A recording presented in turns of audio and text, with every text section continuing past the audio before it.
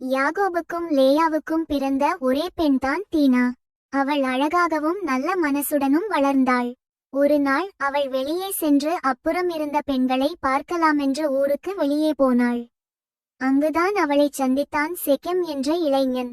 அவள் அழகையும் நிரப்பிய அமைதியையும் பார்த்ததும் அவளை பிடித்து போய் தவறான வேலை செய்தான். இது தீனாவிற்கும் அவளது குடும்பத்திற்கும் மிகுந்த வருத்தம் கொடுத்தது. இதை யாகோபின் மகன்கள் சிமியோனும் லேவியும் கேட்டதும் அவர்களுக்கு ரொம்ப கோபம் வந்தது.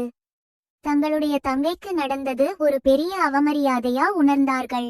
அவர்கள் வஞ்சகத்துடன் ஒரு திட்டம் போட்டார்கள். அந்த ஊர்லேயே இருந்த ஆண்கள் தங்களை சாமியார்களாக பரிசுத்தமாக்கிக் கொள்ளணும்னு சொல்லி அதற்கு பிறகு அவர்கள் அனைவரையும் தாக்கினார்கள். இது ஒரு பயங்கரமான சம்பவமா இருந்தாலும் அது ஒரு நேர்மையை காக்க தேவையான நடவடிக்கையா மாறியது.